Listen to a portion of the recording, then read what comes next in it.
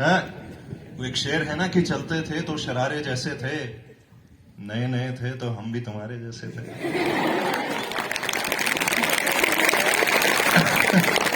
इसलिए हमें पता है कि बच्चों के मन में इस वक्त पे क्या चल रहा होता है ना। तो सेमवाल सर हो गए, जितने यहाँ बाकी टीचर हैं और हमारे पूर्वज, वो थे ना, कबूतर के गले में चिट्ठी बांध के परदादी के लिए लव लेटर भेज दिया। अभिनंदनम अभिनंदनम पूज्यातिथि देवो का सुस्वागतम, पूज्यातिथि देवो का सुस्वागतम। हेलो दोस्तों, गुड मॉर्निंग। स्वागत है आप सभी का एक बार फिर से मेरे यूट्यूब चैनल ब्यूटीफुल पहाड़ UK013 के एक और वीडियो में। तो दोस्तों, आज का वीडियो काफ़ी ख़ास है क्योंकि आज हमारे स्कूल GIC मालतोली में एक ख़ास मेहमान आए हुए हैं और वह मेहमान हैं उत्तराखंड के जाने माने व्यक्ति ओहो डिजिटल रेडियो स्टेशन के संस्थापक RJ काव्या। तो आप ये जो गाड़ियाँ देख रहे हो, 4-5 गाड़ियाँ उन्हीं की हैं, देहरादून से आ रखी हैं। एक विशेष अभियान के तहत ये जगह जगह जा रहे हैं। तो चलिए सुनते हैं उन्हीं से ये विशेष अभियान है क्या।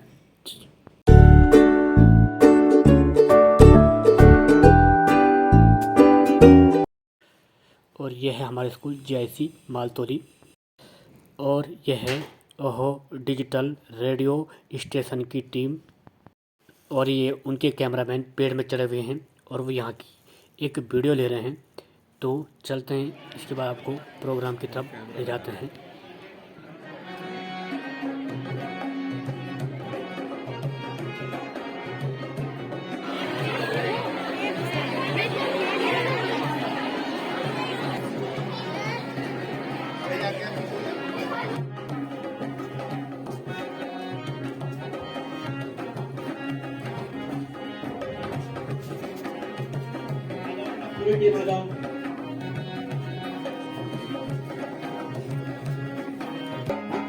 अभिनंदनम अभिनंदनम अभिनंदनम अभिनंदनम पूज्यातिथि देवो का सुस्वागतम, पूज्यातिथि देवो का सुस्वागतम।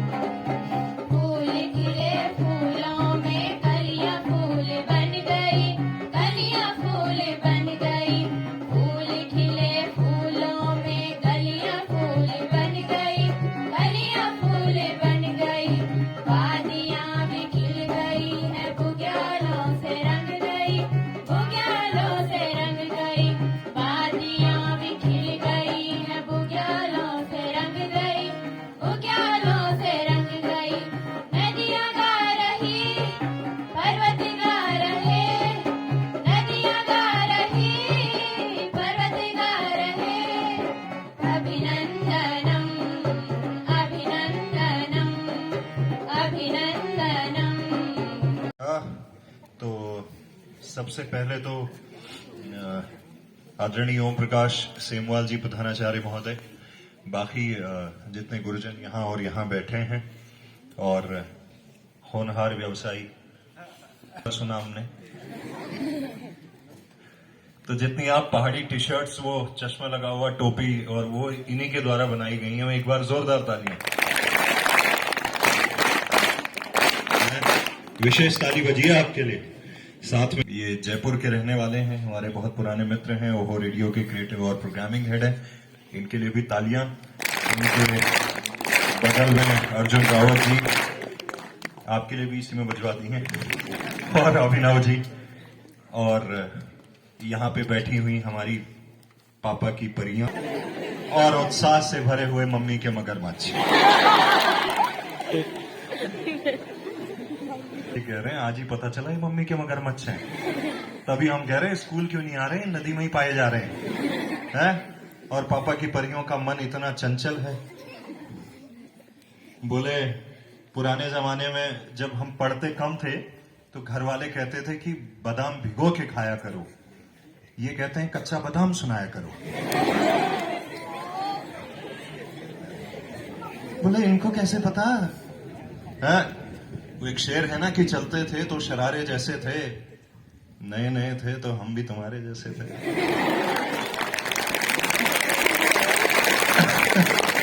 इसलिए हमें पता है कि बच्चों के मन में इस वक्त पे क्या चल रहा होता है ना।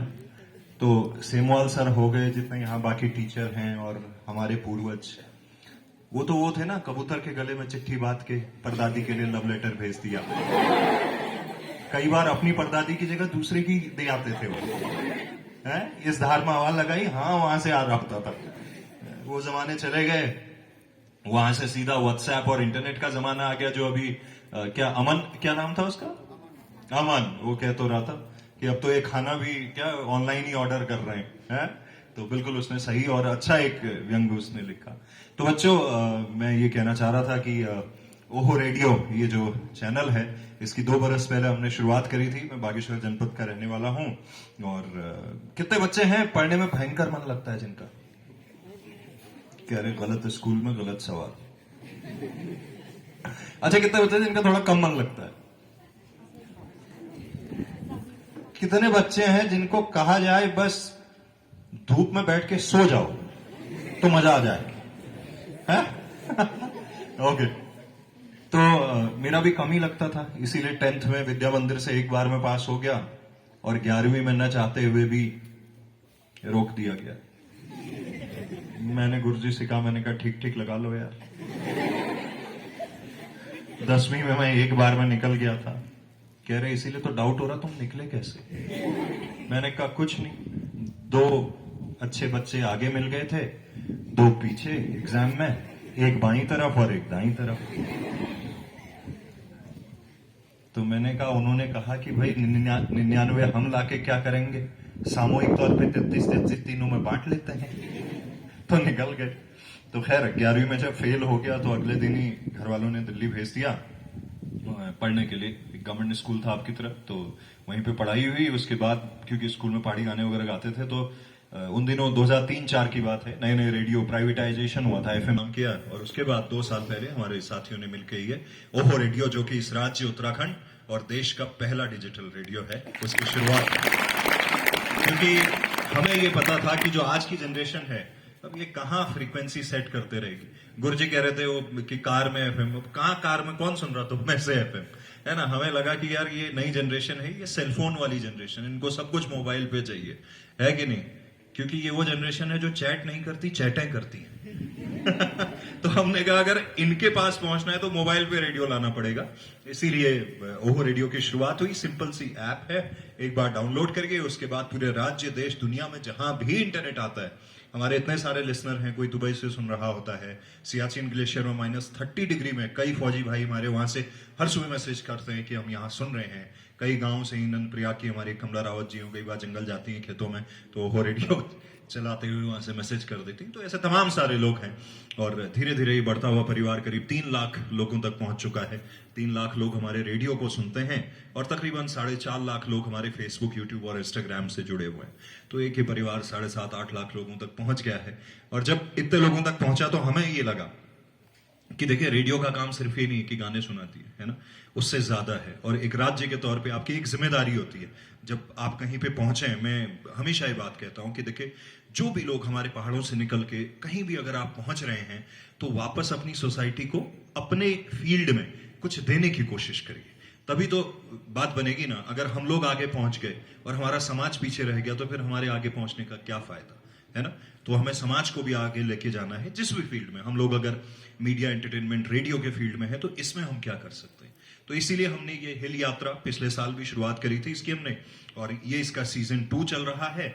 12 दिसंबर को हमने शुरुआत करी। सबसे पहले हम टिहरी गए थे 2 दिन, फिर 2 दिन उत्तरकाशी जनपद में थे, उसके बाद उधम सिंह नगर गए, फिर पिथौरागढ़ गए, फिर बागेश्वर गए, उसके बाद वहां से कौसानी और ये द्वाराहाट, ये सब होते हुए अल्मोड़ा, फिर नैनीताल, फिर राज्य निर्माण से राष्ट्र निर्माण।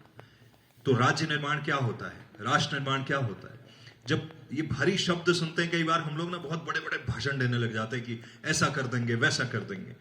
हमें ये लगता है कि राज्यों का निर्माण तब होता है जब ग्राम सभाओं के लेवल पे, जब आप जैसे छोटे छोटे बच्चों का अपना निर्माण हो जाएगा कि आप अपने जीवन में क्या चाहते हैं। कई बार क्या होता है ना, जब हम विद्यालय में आते हैं, ये एक समाज के तौर पे भी मुझे लगता है गुरुजी क्या होता है कि हम सबको ना एक जैसा बनाने की कोशिश कर रहे हैं कि मान लीजिए बगल से कोई फौज में निकल गया तो हम सोचते हैं कि अब इस मोहल्ले से सब फौजी बनेंगे।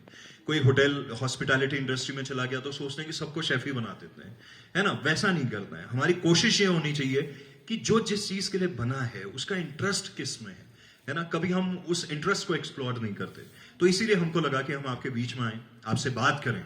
और एक अच्छा राज्य कैसे बनता है बताइए, कौन बताएगा? थोड़ा सा बताओ, क्या लगता है कि एक अच्छा राज्य कैसे बनेगा? जैसे कोई यहां संस्कृति की अभी थोड़ी देर पहले बात कर रहा था, है ना। तो संस्कृति भी एक एस्पेक्ट है, एक एरिया है कि अगर हम कल्चर वाइज स्ट्रांग होंगे, अपन जो बोली भाषा छू उठे भी अगर हम स्ट्रांग होला, अगर कोई कुमाऊनी में बात करूं, कोई गढ़वाली में, कोई अगर जौनसारी में, जो भी भाषा आपकी है उसको लेके, है ना, हमारे त्योहार अगर आप खुल के मनाएंगे, अच्छे से सेलिब्रेट करेंगे, है ना, तो वो संस्कृति एक एरिया हो गया। और बताइए, कोई बताएगा? कौन बताएगा? अच्छे काम और अच्छे लोगों से एक अच्छा राज्य बनता है। तालियां बजाओ इसको, बहुत बढ़िया। और बताओ, और कौन बताएगा? बताओ बताओ, कौन बताएगा? बताओ, खुद से बताओ यार, कौन? हाँ बिल्कुल, वो बहुत अच्छी बात बोली, जात पात को समाप्त करके। तालियां। और बताइए लड़कियों, तुम सर क्यों झुका रहे हो? मैं ये समझ नहीं पा रहा हूं इस बात को। हाँ, क्या हो गया ऐसा? बताओ। हाँ बताओ। हमें सबको एकता के सूत्र में बांधकर आगे बढ़ना चाहिए। सबको एक ही सुई से कर दें? तालियां मारो इसके लिए, बहुत अच्छी बात है। और बताओ, कौन बताएगा? बताओ बताओ बताओ बताओ बताओ यार, तुम लोग क्यों इतना घबरा रहे हो? क्या? हमें अपने समाज में किसी भी प्रकार का भेदभाव नहीं करना चाहिए। बिल्कुल, इनके लिए भी तालियां मारो। हाँ? आज का जो समय है कम्युनिकेशन का, संप्रेषण का है, अपनी बातों को रखने का समय है। आप जिस भी फील्ड में जाएंगे, आप अच्छे इंजीनियर बन गए लेकिन अपनी बात नहीं रख पा रहे हैं, आप अच्छे साइंटिस्ट बन गए लेकिन अपनी बात नहीं रख पा रहे हैं, आप आईएएस ऑफिसर बन गए, अपनी बात नहीं रख पा रहे, आप अध्यापक बन जाएंगे, अपनी बात नहीं रख पाएंगे, तो कोई क्यों आपसे बात करना चाहेगा? हाँ, तो इसलिए खुल के अपनी बात रखिए और खुश रहिए, ठीक है? घबराइए मत।